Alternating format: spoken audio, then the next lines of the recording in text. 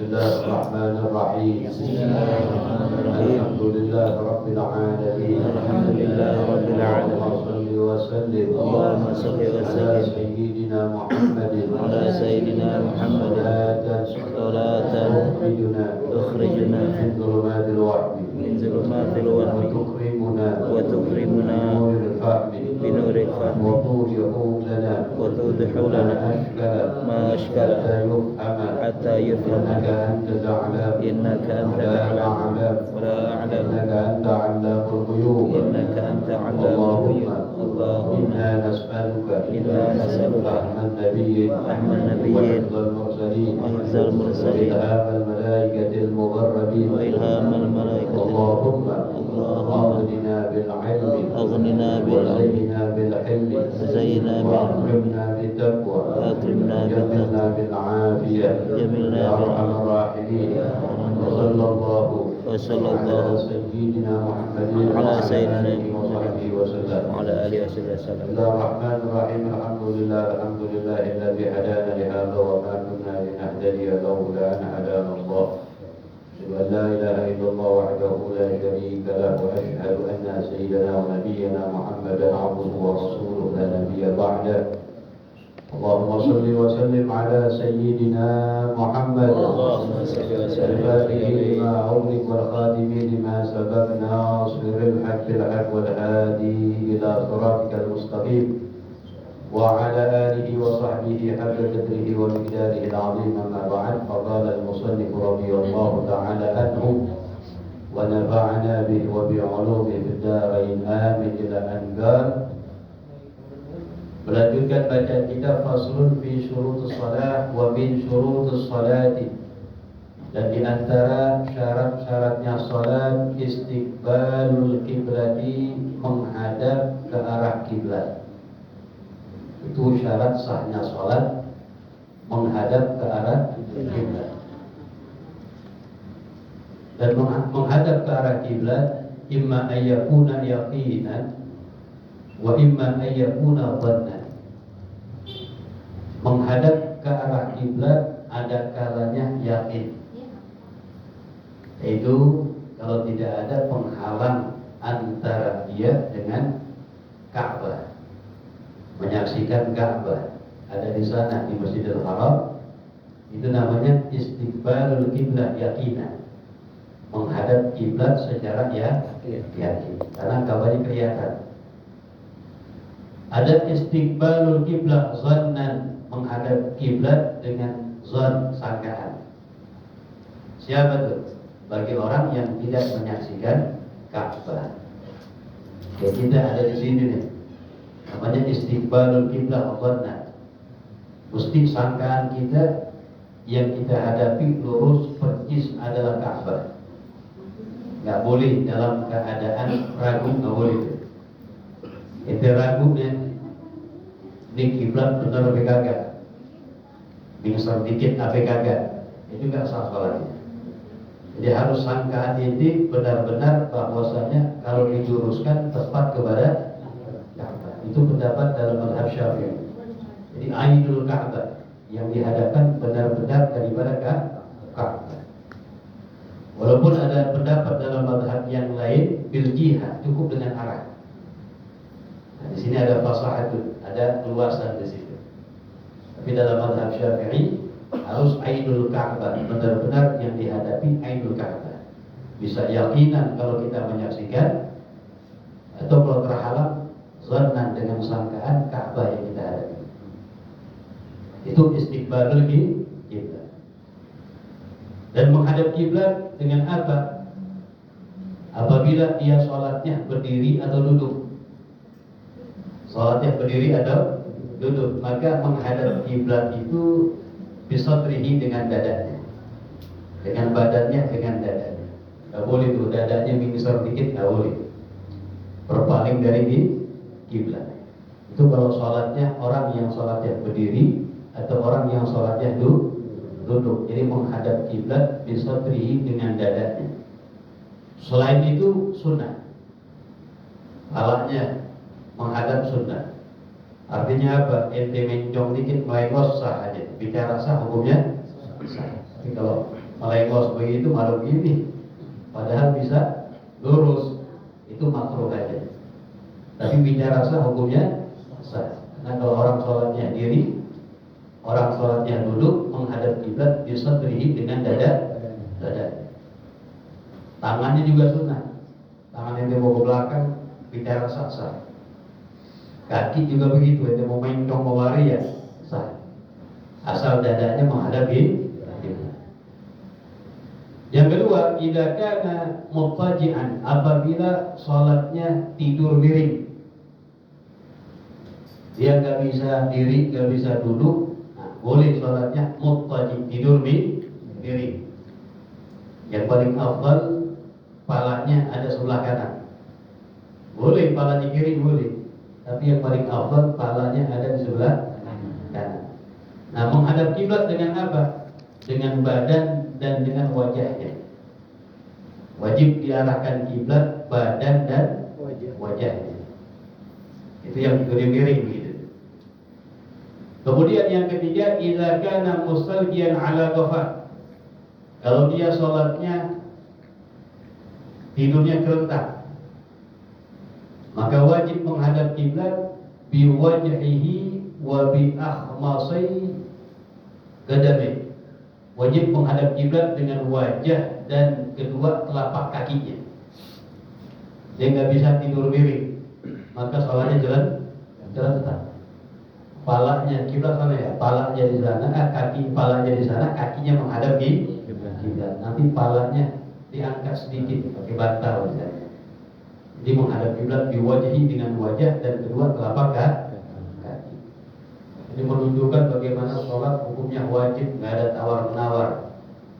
Madama yaqil, selagi orang masih berakal, maka hukumnya adalah wajib sholat. Selagi masih berakal. Bagaimana tidak, Nabi SAW dan mereka para sahabat di saat perang pun, berkecamuk perang dan akan perang, Nabi oleh Allah tetap diperintahkan untuk mengerjakan sholat. Ya, kalau seandainya sholat boleh ditinggalkan, maka mereka, Nabi dan para sahabat yang ketika perang lebih berhak untuk meninggalkan sholat. Tapi tetap diperintahkan oleh Allah Subhanahu wa Ta'ala. Jadi sholat perkara yang penting. Ini yang pertama, syarat sahnya sholat istiqbalul kiblat, menghadap ke arah kiblat. Dan perlu kita pahami, arah kiblat itu asyraful jihad, arah yang paling mulia. Arah yang paling mulia. Usahakan kita dalam duduk kita menghadap ke arah kiblat. Lebih-lebih dalam ibadah, kayak baca Quran. Ya. Kecuali kalau yang nggak mesti, nggak bisa untuk menghadap kiblat, ini nggak apa-apa. Tapi sebisa mungkin bagi kita untuk menghadap ke arah perhatian. Karena kalau diniatkan menghadap ke arah kiblat dengan ta'zim, karena arah kiblat paling mulianya arah, itu bernilai pahala inda Allah Subhanahu wa Ta'ala. Ada cerita sedikit. Ada dua orang penuntut ilmu dari satu kampung yang sama. Memang mereka ini dikirim oleh ulama setempat untuk belajar di satu tempat. Dua-duanya orang pintar luar biasa. Dikirim, berjalan beberapa tahun, pulang. Ternyata pas pulang itu dilihat yang satu ilmunya lebih bermanfaat dibanding yang satu. Yang satu ilmunya lebih diterima. Padahal ini dua orang sama-sama alim, belajarnya bareng, hafalannya sama, gurunya sama. Tapi ternyata yang satu ketika pulang lebih diterima, lebih manfaat ilmunya dibanding yang satu. Maka mereka, orang-orang tua di kampungnya, ini sebabnya kenapa saya? Kok bisa begitu? Ada yang ingin mencari sebabnya. Akhirnya dikirimlah seorang untuk mencari kabar, berita tentang mereka dulu ketika mondok gimana deh. Maka diceritakan sama kawan-kawannya yang ada di pondok, iya ini fulan, yang satu perhatian kepada arah kiblat. Dia mau ngapain aja, cari dulu kiblat di mana. Mau minum, mau makan, lihat dulu kiblat di mana. Sampai begitu. Belajar juga begitu. Perhatian yang luar biasa kepada arah kiblat. Nyari berkah begitu. Adapun yang satunya kurang perhatian. Ya boleh kita kurang perhatian, mau makan madep mana aja udah. Kadang-kadang madep Israel nggak apa-apa ya. Gitu. Pokoknya madep mana aja, nggak perhatian. Ada mengubahlah namanya. Enggak peduli, enggak perhatian. Ya pulanglah utusan yang mencari kabar tahu itu mengabarkan, oh ternyata begitu. Yang satu lebih manfaat ilmunya dibanding yang satunya, karena yang satu ini perhatian kepada arah ini diberkahi oleh Allah Subhanahu wa taala. Begitu. Kemudian waduhulul waktu. Syarat sahnya salat yang kedua masuknya waktu. Nah, sholat ada waktunya. Nggak boleh kita sholat sebelum masuk daripada waktunya, maka nggak sah. Ini masuk waktu bisa dengan secara yakin. Masuk waktu sholat bisa dengan secara yakin. Misalnya kita menyaksikan matahari tenggelam, berarti yakin bahwasanya maghrib udah masuk. Kita berada di tempat ketinggian atau berada di pantai yang menyaksikan tenggelam matahari. Tenggelam matahari, yakin maghrib udah masuk. Atau matahari tergelincir ke arah barat, dari tengah berjalan tergelincir ke arah barat, yakin waktu zuhur udah masuk. Itu namanya apa? Masuknya waktu, mengetahui masuknya waktu bil yakin dengan yakin. Atau bisa juga mengetahui masuknya waktu dengan sangkaan. Nah, ini bagi mereka yang tidak mengetahui akan waktu. Ya, mungkin misalnya ada di hutan segala macam, ya ada di pegunungan, dia nggak tahu nih waktu udah masuk tapi belum sholat. Nah, ini boleh dengan cara ijtihad, tentu dengan sangkanya dia tuh, bahwasanya waktu udah masuk, dia sholat. Artinya apa? Kalau langsung mengerjakan sholat tanpa dengan mengetahui waktu secara yakin maupun sangkaan, maka tidak sah sholatnya. Walaupun ternyata sholatnya itu percis ada di waktunya. Bayangin itu. Walaupun ternyata sholatnya itu percis ada di, mau sholat zuhur dia nggak tahu masuk waktunya zuhur, baik secara yakin maupun secara dhon dan sangkaan. Udah sholat aja deh, maka sholatnya tidak sah. Walaupun ternyata benar waktunya sudah masuk. Bayangin begitu. Dalam hal ini berbeda dengan adzan.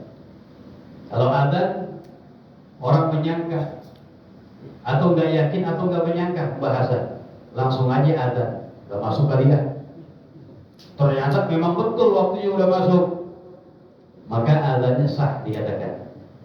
Beda azan dengan sholat. Disebutkan di sini dalam syarah ini. Jadi harus mengetahui daripada waktu masuknya daripada sholat. Beda kalau misalnya kita yakin atau menyangka waktunya sudah masuk, ternyata waktunya belum masuk. Artinya dia yakin atau menyangka bahwasanya waktu sholat sudah masuk, zuhur misalnya, ada di hutan dia sholat zuhur, ternyata baru dapat kabar belum masuk zuhur, maka sholatnya itu zuhur dianggap sebagai qadha, pembayaran hutang sholat zuhur yang lalu yang pernah dia tinggalin. Satu. Kalau ternyata nggak ada hutang, masya Allah, maka sholat yang dia kerjakan menjadi nafilah mutlaqah, berganjar pahala sunnah baginya. Tapi nanti wajib kembali sholat zuhur.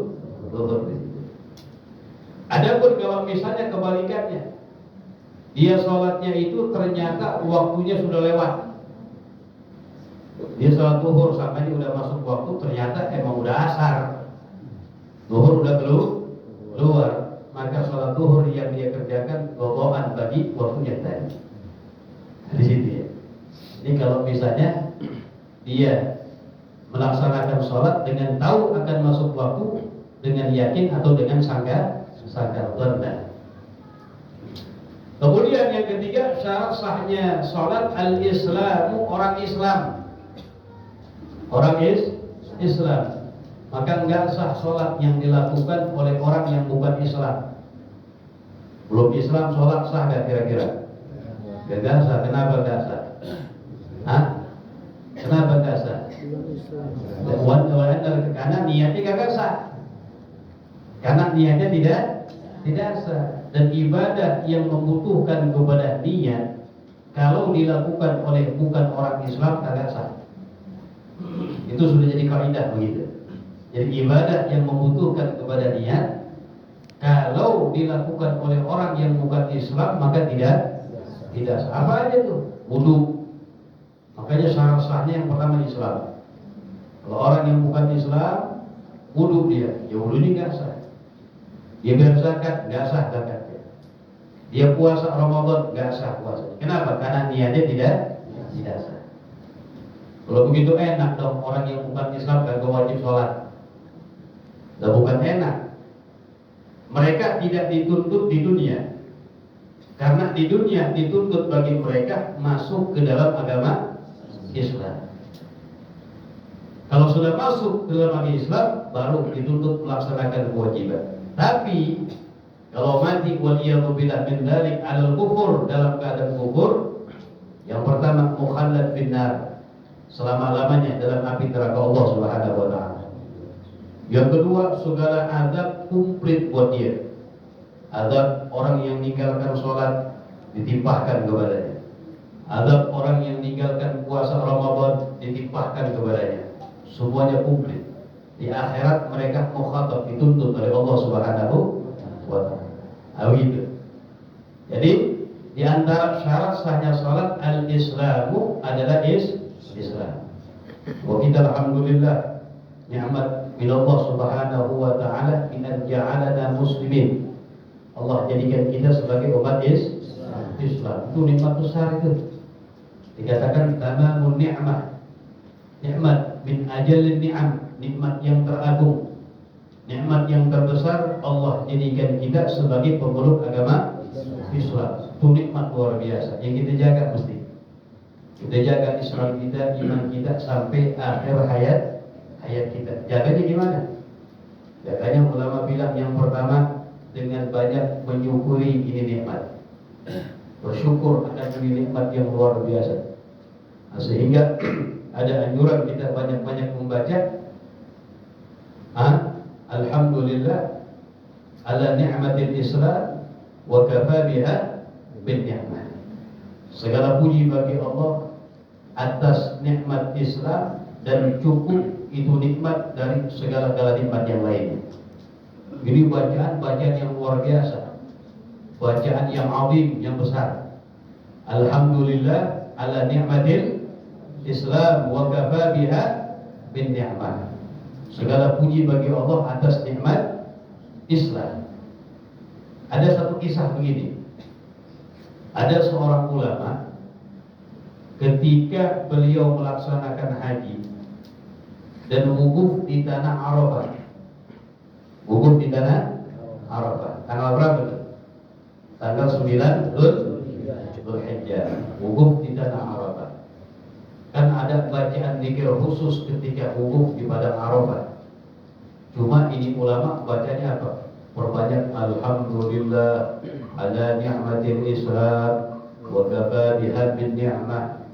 Alhamdulillah ala ni'matil Islam wa kafa biha bin ni'mah. Alhamdulillah segala puji bagi Allah ala ni'matil Islam, atas nikmat Islam, wa kafa dan cukup bin ni'mah, dari nikmat. Cukuplah itu nikmatul Islam daripada nikmat yang besar. Dibaca itu. Berjalan waktu pulang ke rumahnya, setahun yang akan datang, alhamdulillah ditakdir lagi sama Allah kembali melaksanakan ibadah haji.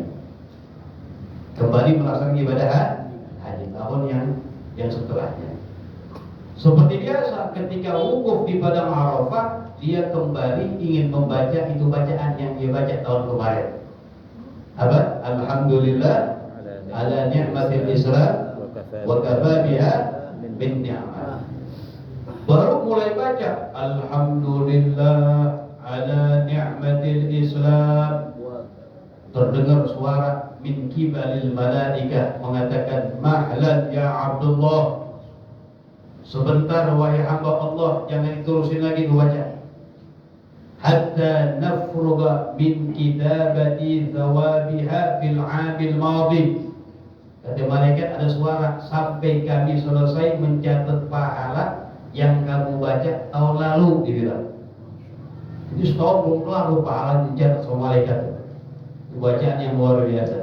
Itu mau baca lagi, dibilang. Yang baca tahun lalu ini pahalanya dicatat belum kelar. Ini mau baca lagi, bikin repot. Jangan baca dulu, dibilang. Makanya ini bacaan yang azim, yang sangat luar biasa. Banyak di antara para ulama kita baca tubiwit. Ini di antara biar Islam kita dijaga oleh Allah Subhanahu wa Ta'ala. Jadi cara menjaganya apa? Yang pertama, banyak bersyukur atas ini nikmat. Alhamdulillah ala ni'matil Islam wa kafa biha min ni'mah. Yang kedua, dengan apa? Dengan banyak memohon kepada Allah biar Allah matikan kita mati ala dinil Islam. Banyak-banyak tuh mohon kepada Allah. Biasa yang kita baca dalam Ratibul Haddad apa? Ya dzal jalali wal ikram amitna ala dinil Islam, dibaca 7 kali itu. Ya, mati ke Allah, matikan kami ala dinil Islam. Maka tiap hari dibaca 7 kali masih nggak kabul. Minta kepada Allah biar Allah tutup usia kita ala dinil Islam. Makanya dikatakan man waqaba ala qira'ati Ratibul Haddad yurisu husnal khatimah. Orang yang istiqamah membaca ratib mewariskan dia mati ala husnul khatimah, alal iman wal Islam, membawa iman dan Islam. Karena tiap hari dibaca, minta kepada Allah agar Allah matikan dia mati ala dinil Islam. Allah wanti-wanti kepada kita, wala tamutunna illa wa antum muslimun. Jangan sekali-kali kamu mati kecuali dalam keadaan muslim kepada Allah. Nah, bagaimana kita jaga tadi itu? Dengan banyak bersyukur kepada Allah, dengan membaca pujian atas itu nikmat, kemudian banyak-banyak memohon kepada Allah agar Allah tetapkan kita, matikan kita ala dinil. Karena kesembarangan ini nikmat besar. Yang paham akan ini nikmat orang-orang yang tertentu aja. Kalau kita kan biasa aja ya, biasa aja Islam, alhamdulillah KTP Islam, alhamdulillah biasa aja. Tapi ini yang paham akan ini nikmat orang-orang yang hebat. Kita ambil satu kisah nih. Pernah juga Al-Bagir sampaikan, ada seorang soleh, orang soleh dia keluar dari rumahnya ingin pergi ke masjid, pengen sholat.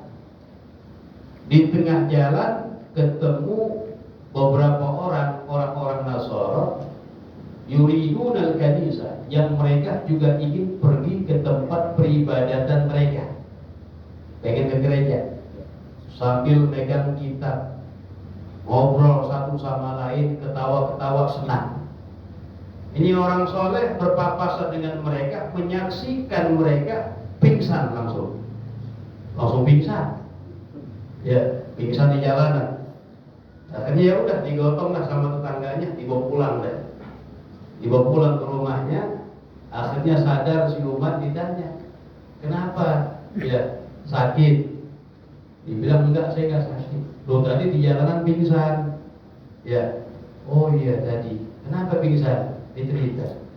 Tadi saya ketika menuju ke masjid, di jalanan ketemu sama orang-orang Nasara yang mereka juga ingin pergi ke tempat peribadatan mereka. Ketika saya menyaksikan mereka, tadzakartu ni'matal Islam, saya langsung teringat akan nikmat Islam yang Allah anugerahkan kepada saya, bi an ja'alani musliman, Allah jadikan saya sebagai umat Islam. Ingat itu nikmat, pingsan enggak kuat. Oh, ini hakikat orang-orang yang paham akan nikmatul Islam. Kita mesti begitu. Ini nikmat yang besar. Kita mesti jaga Islam kita. Iman kita mesti kita jaga. Bahkan Al-Imam Ali bin Abi Thalib mengatakan, tamamun ni'mah al-mautu 'ala al-Islam. Kesempurnaan daripada nikmat mati dalam keadaan muslim. Oh gitu, orang kalau udah mati dalam keadaan Islam tenang. Atau dia mau mampir dulu ke neraka misalnya, dibersihin dulu, ujung-ujungnya masuk ke dalam surga. Betul? Betul. Kalau mati ala din ghairul Islam, a'udzubillah min dzalik, mukhalad finnar, selama-lamanya dalam api neraka Allah. Pernah kita sampaikan ada satu kisah begini. Kalau nggak salah Imam Hasan Al-Basri, tokoh besar. Dia ketika baca satu hadis Nabi dalam majelisnya yang menerangkan, Nabi menceritakan tentang ada seorang yang paling terakhir keluar dari neraka. Ini neraka yang tempatnya orang-orang Islam yang bermaksiat kepada Allah.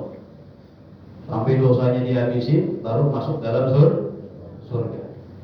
Nabi cerita, rajulun min Juhainah, kata Nabi, ada seorang dari bangsa Juhainah yang keluar terakhir dari neraka. Habis dia keluar, ini neraka orang-orang Islam yang maksiat dihancurin sama Allah Subhanahu wa taala.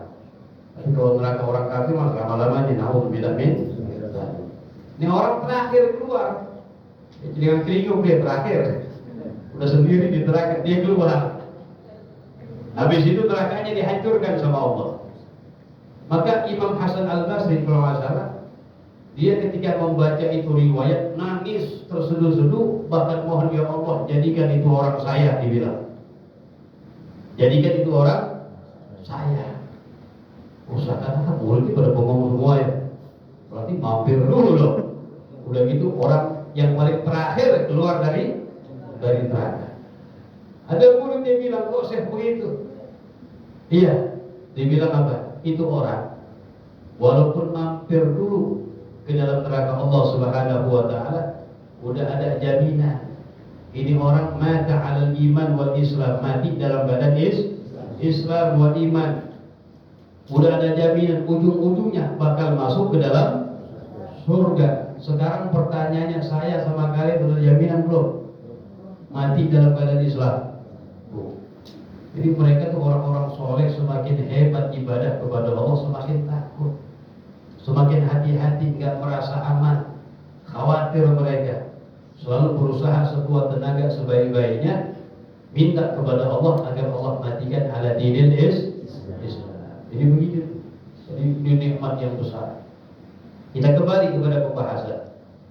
Jadi di antara syarat sahnya salat al-Islam adalah orang Islam. Kemudian buat tamyiz.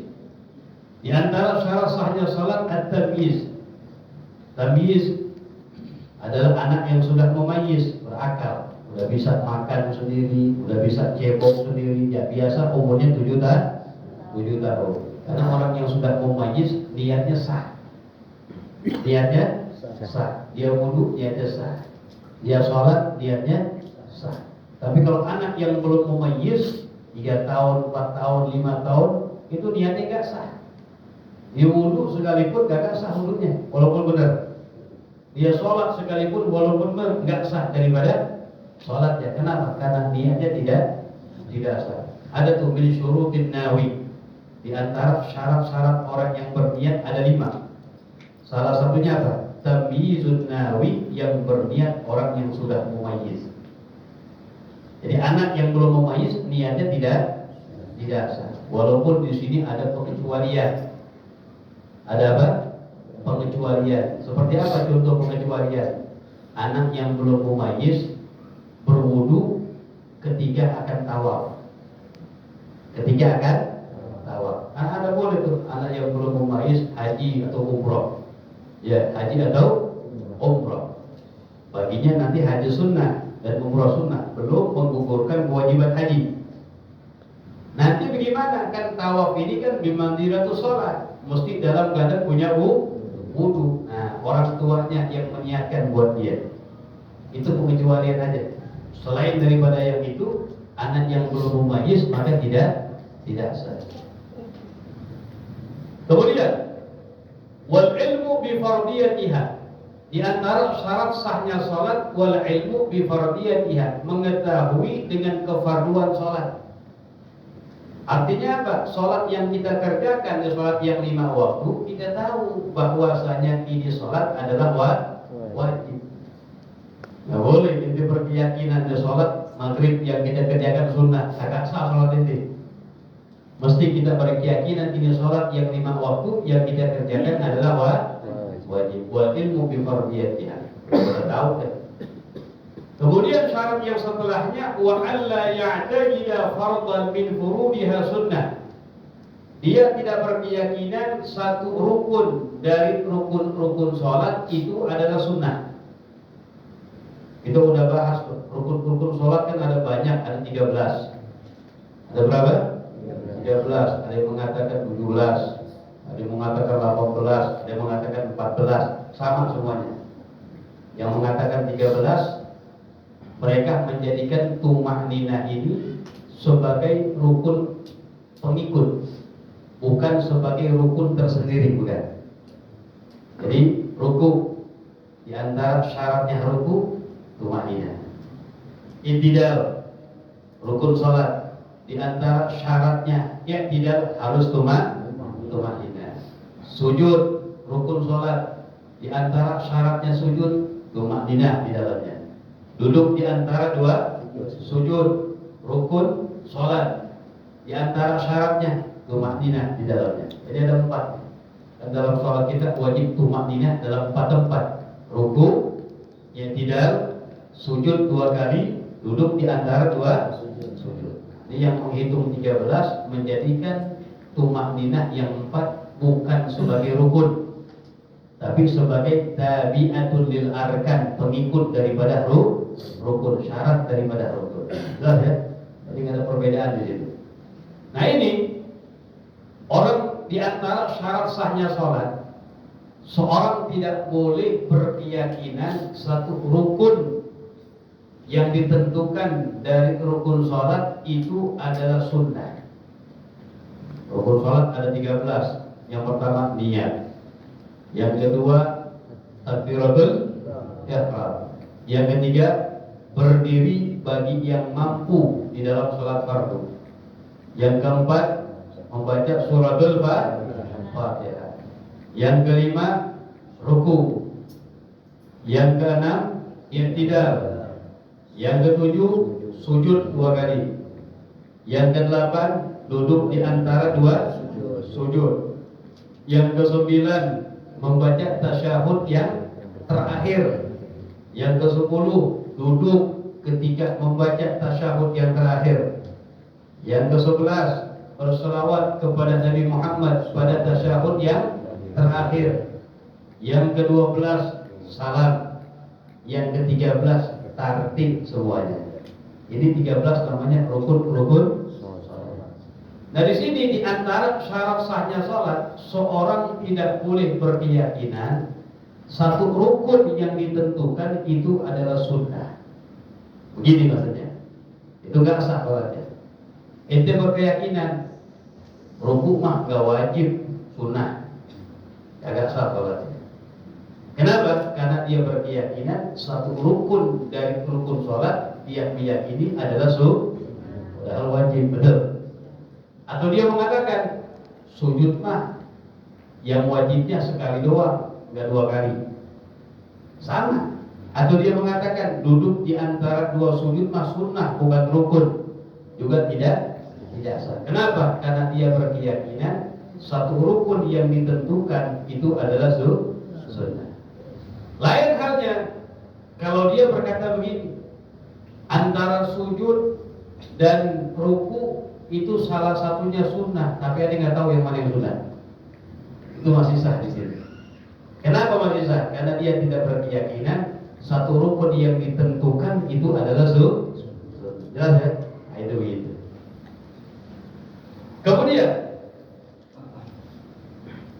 wasatru, di antara syarat sahnya salat wasatru bima yasturu bihi launal bashara li jami'i badanil hurra illa al-wajha wal kafain. Wasatru, menutup. dengan sesuatu yasturu bihi, yang menutup dengannya warna kulit, lijami badanil hurra, untuk seluruh badannya perempuan yang merdeka kecuali wajah dan kedua telapak tangan. Jadi harus menutup aurat, begitu maksudnya. Dalam sholat harus menutup aurat, dan syarat penutupnya itu adalah dapat menutupi warna kulit kita.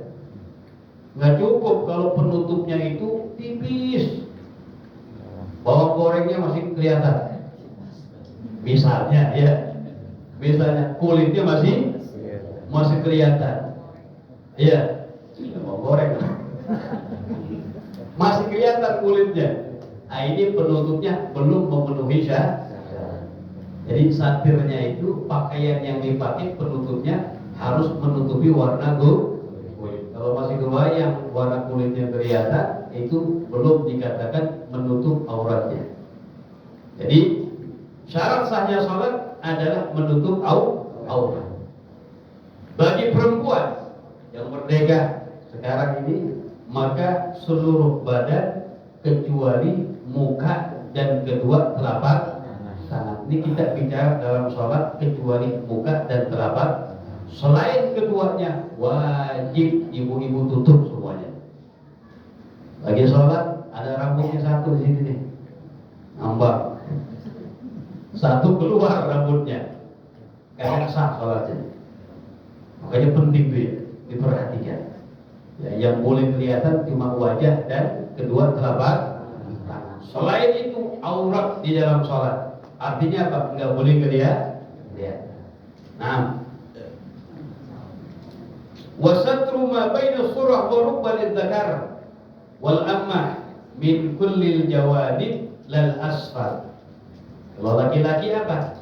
Antara pusar dan lutut. Lagi sholat nih, pusar atas dikit sama lutut, ini wajib ditutup. Kekemben misalnya, orang laki sholatnya kekemben, pakai kain. Tahu kekemben nggak? Iya. Ini pakai kain digulung, nggak pakai baju misalnya.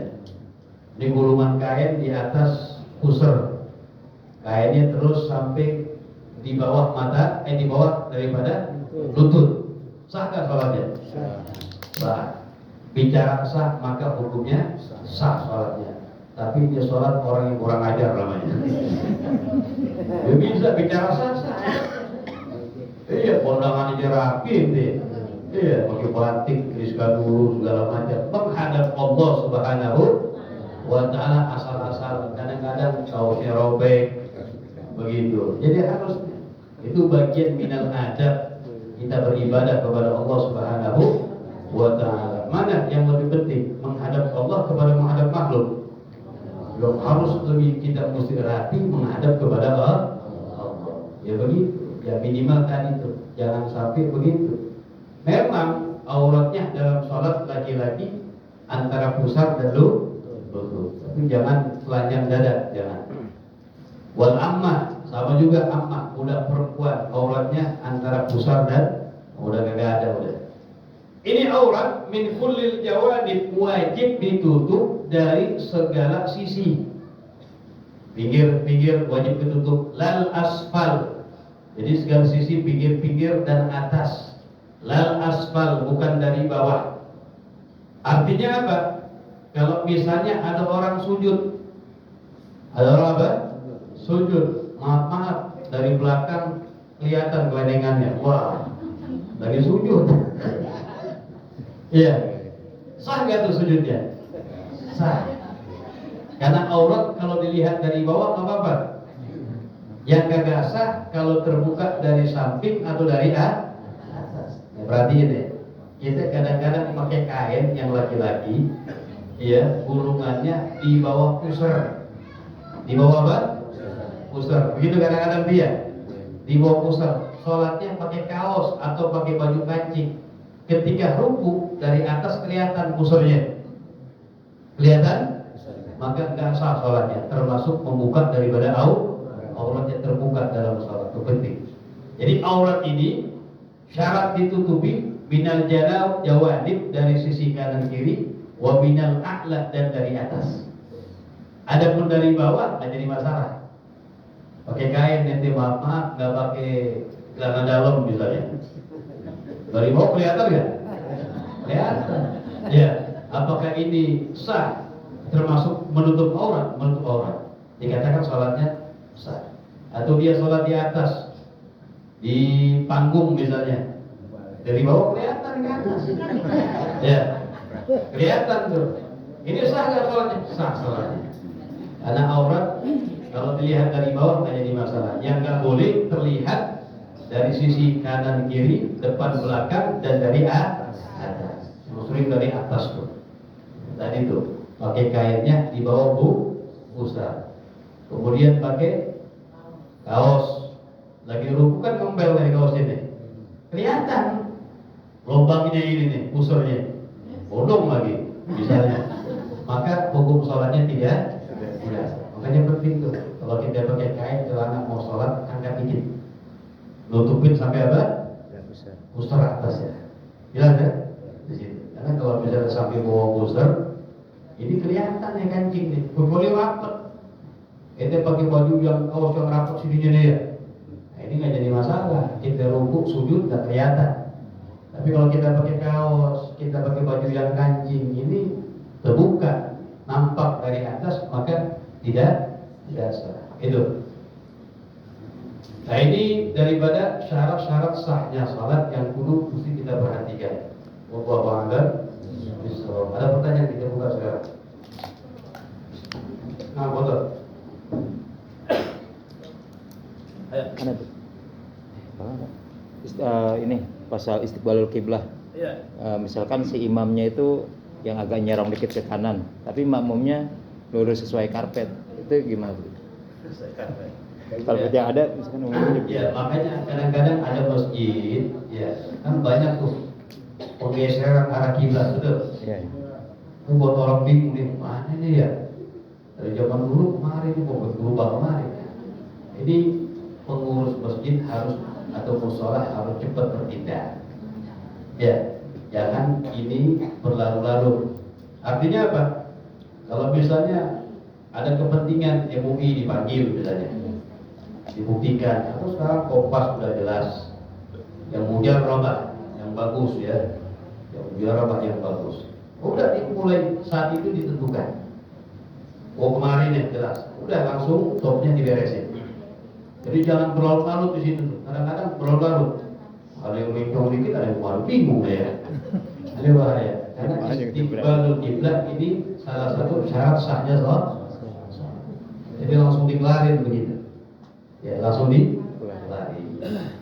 Beda kalau kita dengan ijtihad. Dengan ijtihad orang yang nggak tahu arah kiblat. Ada gambaran orang sholat sah menghadap 4 arah. Menghadap berapa? 4 arah. Sholatnya sah. Gambaran gimana ya? Menghadap 4 arah tapi sholatnya sah. Jawabannya apa? Orang sholat dia menentukan arah kiblat bil ijtihad dengan ijtihad. Ijtihad itu bazlul majhud fi tahsilil maqsud. Mencurahkan usaha untuk mendapatkan tujuan. Kita berada di pegunungan atau di hutan yang kita kagak tahu arah kiblat. Maka untuk menentukan arah kiblat kita boleh dengan cara ijtihad. Dan ijtihad bi'alamah harus dengan tanda. Nggak boleh langsung aja sini aja dah. Nggak boleh. Harus dengan tanda-tanda. Seperti apa tandanya? Lihat daripada alam dia. Oh di gunung tadi kita masuk di bawah kiblatnya kemari. Nah itu namanya tanda-tanda tuh. Setelah itu ditentukan sama dia. Kayaknya kemari udah. Berarti dia ijtihadnya kemari. Akhirnya dia sholat menghadap dengan yang dia ijtihadkan arah kiblat. Allahu Akbar. Rakaat pertama sholat. Rakaat kedua ijtihadnya berubah dia. Ini bukan kemarin kanan ya. Langsung berubah dia geser kanan. Rakaat kedua. Ini bukan main-mainan ya. Memang benar-benar ijtihadnya berubah. Rakaat ketiga berubah lagi. Ini kemari ya. dia ada ijtihad berubah. Ya udah, sesuai yang dia ijtihadkan. Sampai balik lagi muter. Sampai salah. Ini gambar terkait dalam ilmu fikih, orang sholat menghadap 4 arah, tapi sholatnya sah. Bingung gitu ya, gimana mas? Tadi itu jawabannya. Ya. Jadi orang yang menghadap kiblat bil ijtihad dengan cara ijtihad. Dan ijtihad nggak kudu sama orang. Ada 2 orang di atas, yang satu ijtihadnya berbeda, yang satu ijtihadnya berbeda. Masing-masing sesuai dengan ijtihad masing-masing. Satu enggak, menurut ijtihad saya nih kiblat kemari nih. Yang satu bilang enggak kemari. Ya udah, sholat masing-masing dia. Dua-duanya sholat sah. Cuma dalam hal ini ulama mengatakan enggak boleh setiap seorang dari mereka bermakmum dengan yang lainnya. Enggak boleh. Yang ijtihadnya kemari enggak boleh bermakmum dengan orang yang ijtihadnya ke sana. Kenapa? Karena disyaratkan dalam sholat jamaah alla yabtadiya, enggak boleh seorang bermakmum dengan orang yang kita yakin sholatnya enggak sah. Nah, kadang-kadang kita yakin di kesalahan dia enggak sah, salah. Yang kita yakin ijtihadnya kemana? Paham tuh maksudnya itu. Jadi sholatnya masing-masing. Ada lagi belum? Ayo. Di pasal ini agak belok di pasal imamah. Imam. Gimana? Menjadi imam. Iya. Bagaimana kalau hukumnya kalau jamaah tahu imam itu maksiatnya ma'ruf, diketahui secara umum gitu misalkan, boleh nggak diangkat atau dijadikan sebagai imam? Fasik. Ya. Fasik. Orang ahli maksiat sah dijadikan imam, cuma makruh aja. Kita makruh bermakmum dengan orang yang fasik. Anak kecil yang belum balik, yang sudah mumayyiz. Ya. Dalam surat dikatakan ya ummu abdul wa sabiyun ya'jilu wa fasikun lakin siwahu afdalu. Ya ummu abdul wa sabiyun ya'jilu. Ya, menjadi imam seorang hamba sahaya atau anak kecil yang sudah mumayyiz. Au fasikun, atau orang yang fasik ahli maksiat. Ya ummu abdul wa sabiyun ya'jilu wa fasikun lakin siwahum afdalu. Ya, tetapi selain mereka lebih afdal. Artinya ada boleh di situ. Ya, tapi menjadikan imam selain mereka ini lebih afdal. Bahkan makruh dikatakan. Makruh. Makanya ada kaidah dalam jamaah, wa ma kasurat jama'atuhu fa huwa afdal. Semakin banyak jamaahnya maka semakin afdal. Betul? Illa kecuali ada kalanya jamaah yang sedikit bisa lebih afdal dari jamaah yang banyak. Ini pengecualian namanya. Apa? Idza kanatil jama'atul katsiratu fasikan. Idza kana imamul jama'atil katsirati fasikan. Apabila imam jamaah yang banyak orang fasik. Apa sih fasik? Fasik kebalikan adil. Fasik manir takaba kabiratan aw asarra ala saghiratin wa ghalabat ma'siyatuhu ala taqwa. Fasik orang yang melakukan dosa besar, belum bertobat kepada Allah, atau terus menerus melakukan dosa kecil, yang mana maksiatnya mengalahkan ketaatannya. Terkena ahli maksiat, ini namanya apa? Fasik. Adil sebaliknya, selagi dia belum bertobat kepada Allah Subhanahu wa ta'ala. Ninggalin sholat, fasik tuh hati-hati. Suruh khamar jadi fasik.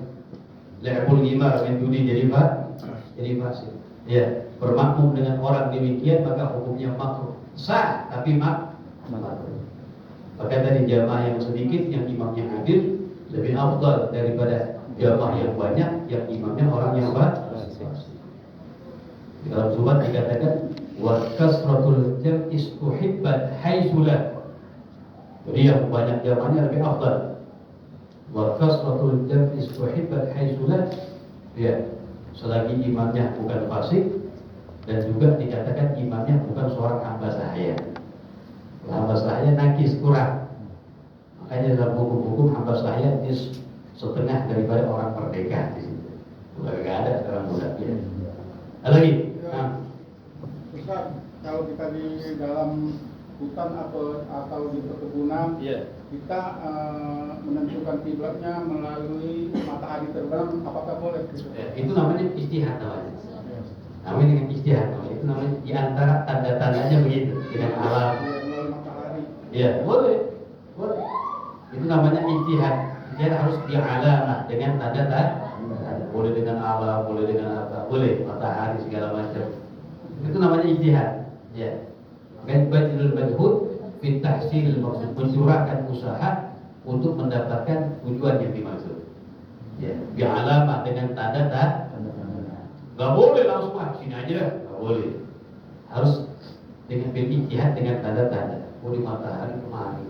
Biasa kalau bisa ini ke timur, tenggelam, kiblat ke sana. Ini boleh, namanya tanda di sini. Itu namanya ijtihad. Ada lagi, betul. Ibu ada? Ya? Wallahu a'lam bis-shawab. Wassallallahu ala sayyidina Muhammad nabiyyi wa ala alihi wa sahbihi wa sallam. Walhamdulillahi rabbil alamin. Ya rabbana a'tarafna